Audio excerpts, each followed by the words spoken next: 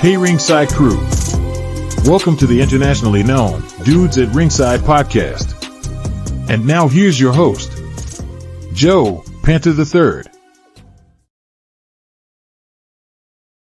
Hello there, wrestling fans, and welcome to another episode of the internationally known Dudes at Ringside podcast. I'm Joe Panther III, and man, this gentleman's going to go on my wall of fame of German wrestlers that have graced their presence here on the internationally known Dudes at Ringside, DERF, as you're going abbreviation for it. Let's give a warm Dudes at Ringside welcome to Randleman. Welcome, big guy, welcome. Thank you very much, Joe. Thank you for having me here. And everyone who's listening here to this podcast, thank you for listening. Let's have a blast of a podcast. So, let's get it started. Who trained you? Oh, so we're going right off the bat with something very funny. Actually, I don't have a full-time trainer. We all did it. So it's a bit of complicated. It's not like the typical story. Oh, I started in this school and then we did this and that. I'm from a small city in Germany, Wilhelmshaven, aka called Schlicktown. So we had like a group of people who were doing wrestling-ish stuff. We all were wrestling fans at this point, and I got in there at 14 years of age. And well, we didn't have a ring. We only had like this sports gym from school, and we built a ring out of mats and those athletic bars, you know. And there I started my training-ish stuff right about, I think, almost 10 years ago. I think it must be 10 years ago right now. Yeah, that's how I started, with Cody Kidman being the head coach-ish sort of thingy there. But the whole project of it was, we were wrestling fans. We wanted to do wrestling. And so we did everything we had, from YouTube, from DVDs and stuff. No, excuse me. We copied a lot of things and tried to do it in the ring without knowing how wrestling initially works. And after that, we had connections to some real wrestlers here in Germany who started to get our attention, or better said, we gathered their attention. And they reached out to us, said, "Hey, boys, it's cool that you have your passion for it. You're showing a lot of heart. Let me show you how it really works. Let's get down to the basics." And from this point on, we started traveling all around Germany, from promotion to promotion, trying to connect with people, having those pre-show ring trainings and seminars. And from that point onwards, we learned the basics of wrestling. So it all started completely at the bottom, backyard, 100%, until right now, where we are seen as real trainers, where we could give our knowledge to the newer guys that are coming into the sport. Mm-hmm. Yeah. So, who are some of your inspirations on, being in the wrestling business? Inspirations, there are quite a lot. Right now, my biggest inspirations are a lot of guys from the British scene, mostly Gabe Kidd, who's now in New Japan. But when I first started wrestling, I looked up to my childhood heroes, which were Jeff Hardy, CM Punk, and Rey Mysterio, Chris Benoit, and yeah, from that point on forward, I tried to find new styles of wrestling that I could maybe adapt, take some of that style into my own style. Um, I don't have like this one big inspiration that I'm chasing afterwards. Can you work with that? What I'm saying? You Yeah, know, yeah, you get yeah, it. You get it.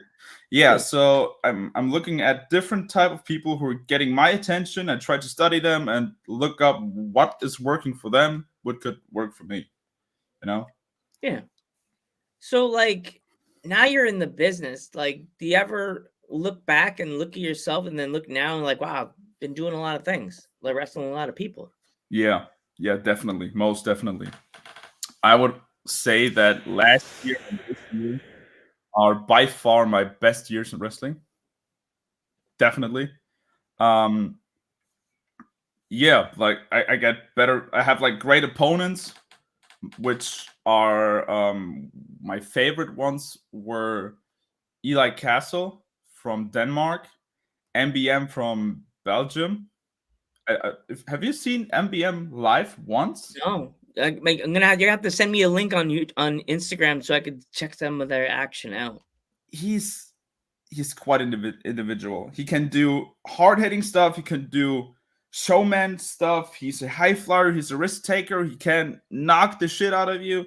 He's so versatile. Really, one of my favorites. Shout out to MBM, bro. Keep doing what you're doing. And I'm getting all these opportunities right now that I couldn't even dream of when I started wrestling. It's insane. It's really insane. So for you, I know I've asked this to like tons of other wrestlers. Is there like a limit for you, like when a promoter will come up to you and ask you to do a certain thing? Like, do you like ever think you would do some more different styles? Like, do you ever want to do like a death match or like stuff like that in wrestling, or do you have like certain limits of wrestling that you can't do? I'm living by the philosophy: don't knock it off unless you try it. I would only do death matches if it makes sense. I have one wish of a death match against my best friend, like my closest best friend, and not like, yo, we're having here a show and we need two guys doing a death match. It's you versus him.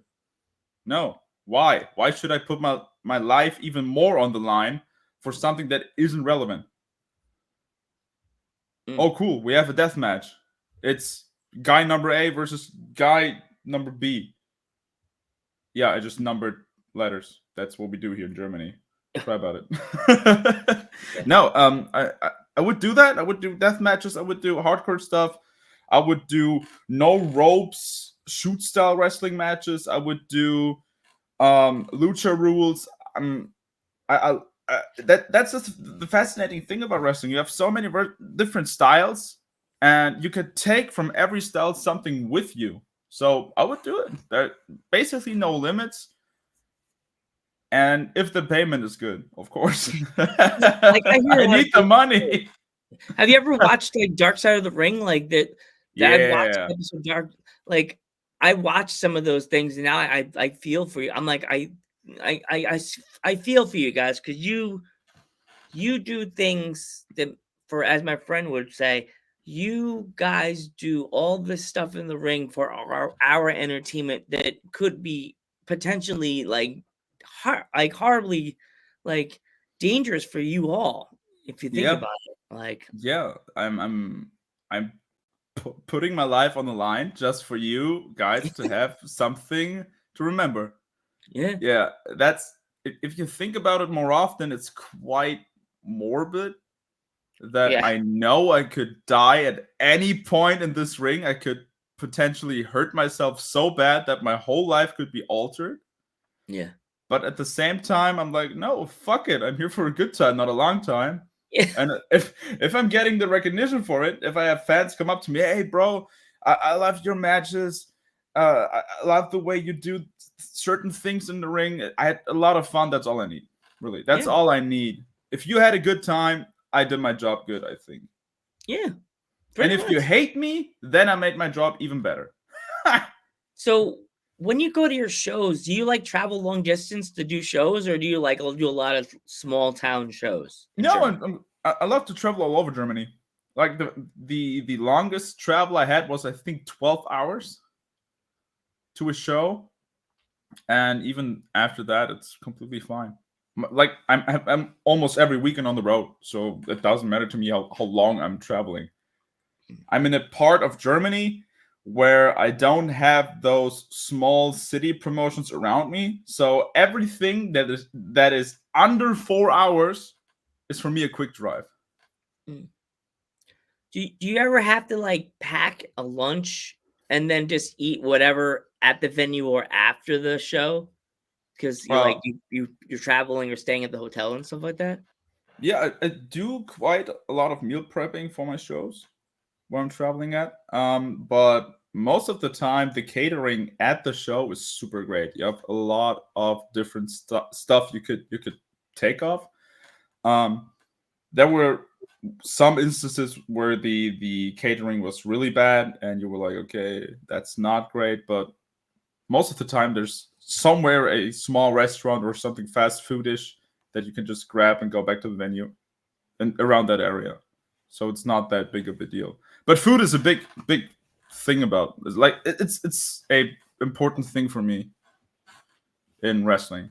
If you don't have good food, don't expect me to have good mood either at the venue.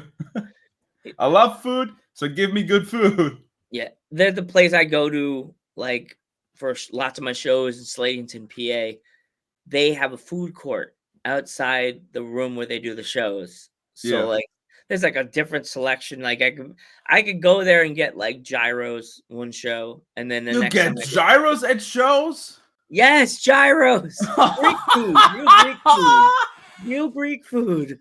I A would lot of only I would only come to the show just to eat the whole aisle empty. If you Yeah. have this, what do we have? I think we had, like, the best thing I had was rice. I think some chicken and maybe some cooked veggies. That was like the best thing I had. Mm. The most of the time you get some sandwiches. That's it. They have So, well, they're working on it. They haven't finished yet. They're supposed to have Philly cheesesteaks there. Like a deli-ish place. There's a pizza place. There's a Chinese food. They have one. They God, had I only sushi. ate. You're making me hungry again. I need to come over Sorry, to dude. the US. Jesus. Yeah, you gotta come to PPW in Slatington, PA. They have a lot of good wrestlers. The roster is really good. A lot of the and I rosters are like and a lot of good food apparently. yeah. They do their shows in an expo center. Mm. So like there's like a consignment shop on one side of the building, and the other side's like you can rent it for like parties and wrestling shows and concerts. Yeah. So like what is your normal workout like leading up to a show? My normal workout.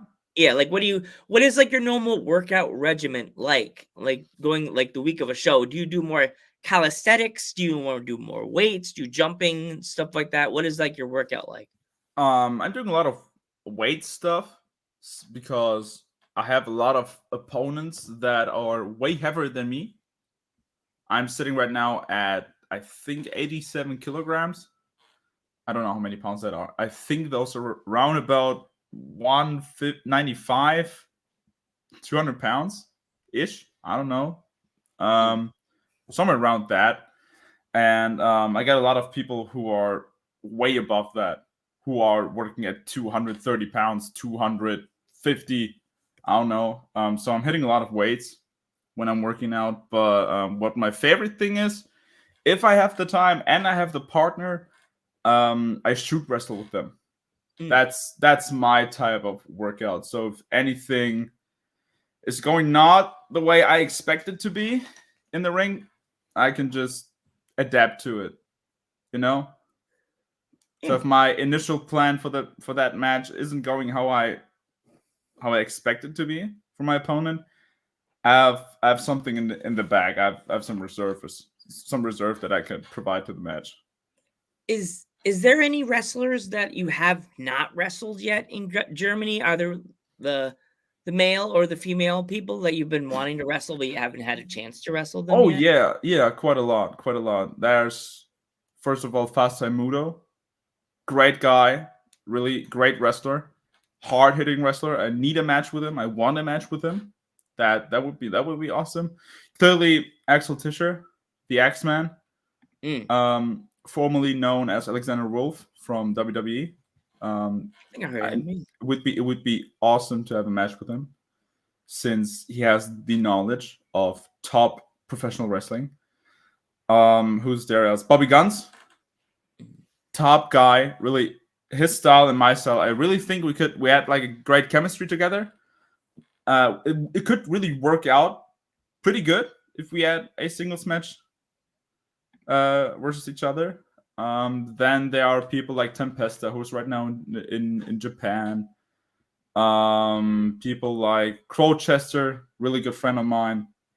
We hadn't had the chance to go on one-on-one. We had a tag team match where he and a student of him, or like a good friend of him, got thrown up into a tag team. Me and Cody got into a tag team and we wrestled them. That wasn't like a whole tag team chemistry thing. It's just you put wrestler A and wrestler B together for a tag team, and then C and D into a tag team, and you go at it, you know?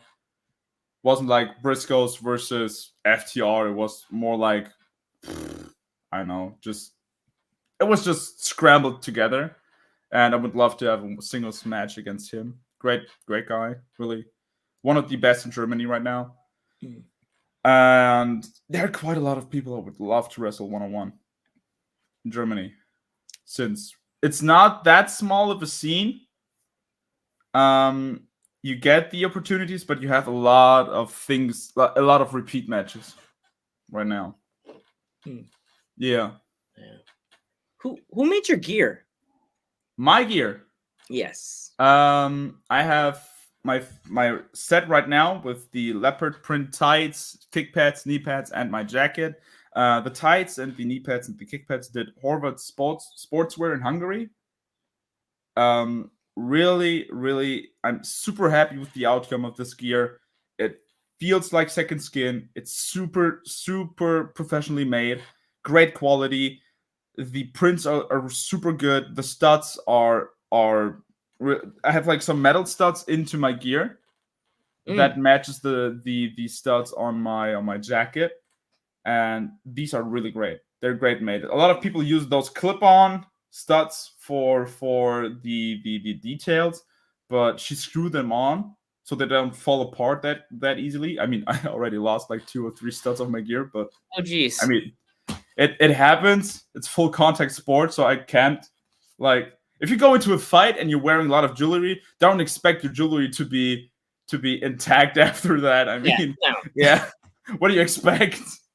It's just gonna stay there and say, "Nope, I gotta stay here. My dad told me I have to stay with me." And yeah. And my what do you want to say? A wrestler's like, no, we gotta stay on this thing. We can't look bad for the next show.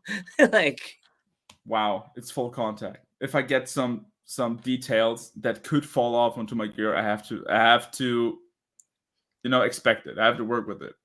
Yeah. So wear and tear is always with it. And my jacket right now that Alice DeVille in Germany, sitting in Germany in Oberhausen.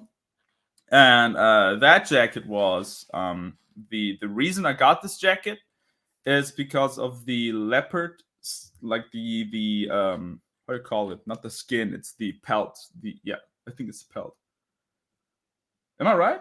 I think so. Yeah, leopard skin, leopard fur. I don't know what they call fur. it. Thank you. That's the word. The leopard fur I wanted to get into my gear, into my appearance, since I was born in Kazakhstan, and the national animal of that country is the snow leopard. So I wanted to work with that, and I got this jacket. I waited around 1 year, I think 11 months, till it got done, and I'm super happy with the outcome. It's from leather to vinyl to the fur to the studs to the chains on it. I have like a cut sleeve there. One is halfly cut. The other one is complete with the pelt around my wrist. Super detailed. I love everything about it. My whole gear set is. I'm super happy with it, but I'm not done with getting new gear. If you can get behind what I'm saying. There's You already, need I think, I need more. I really need more. I think I have like 3 sets on the way. because it's so crazy because I've seen wrestlers pretty much in the promotion, like the ones around. I live in PA, and a lot of it is like a smaller area of like wrestling promotions. But I jokingly said the town I live in is like a black hole because they came once and they never came back because something happened at the gym. Yeah. So I have to go far away, or the Jersey, or I have to go to PA to watch, like Eastern Pennsylvania, to watch wrestling. So like I've seen wrestlers, almost the same wrestlers, and they're always wearing different stuff. So it feels like I'm playing WWE 2K22 or 23. Yeah, it's super important for me to have a different look almost every time I wrestle somewhere else.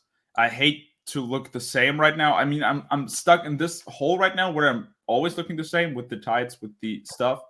But I'm trying to change it up just to look more presentable, so I don't look like I was put into this picture. I was put into this picture. I need how can I put this? I had a fan once at a show who came up to me and was like, I have never I don't know in which set or in which clothes you're going to appear here at the show.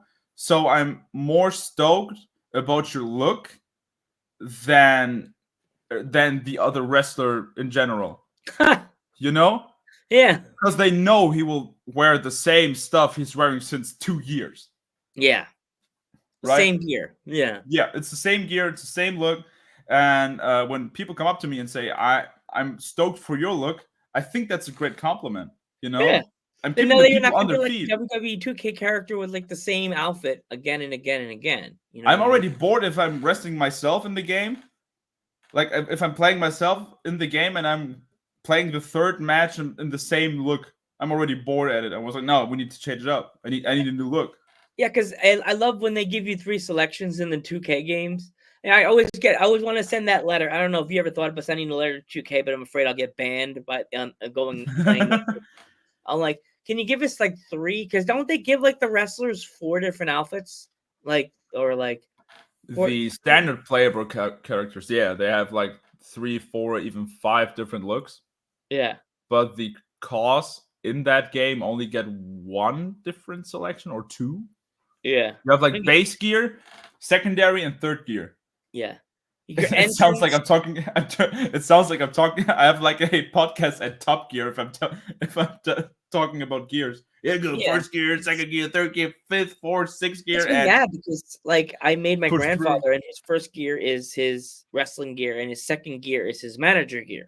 So, yeah, it's kind of crazy.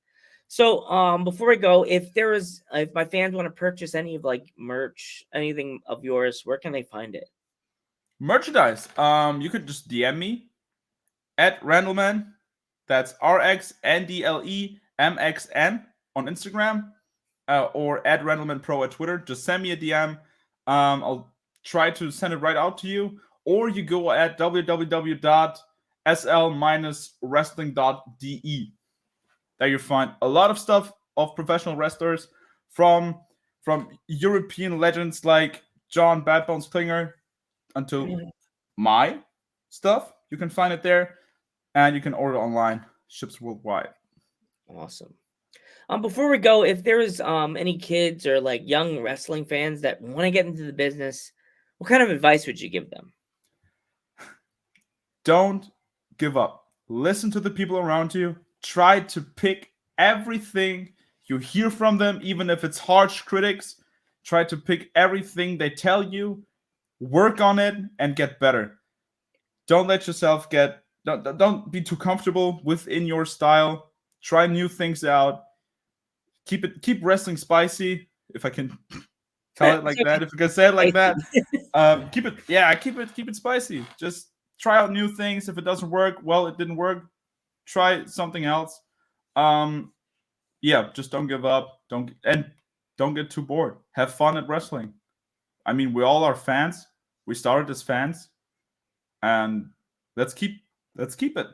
Let's be fans and wrestle for the fans. Randleman, I want to thank you so much for coming on the podcast. It means so much to have another awesome German wrestler. Please tell your wrestling friends that Dudes at Ringside loves interviewing German wrestlers. I'm Joe Panther III. I'm Randleman. Thank you, Joe, for having me here. Thank you for your time. Thank you for this wonderful quick talk. And right now, everyone subscribe to his YouTube channel. Look it up. Subscribe to his Instagram. Keep it up for more interesting wrestlers from all over the world. This was Dudes at Ringside. I'm Randleman, and I wish you all a good night.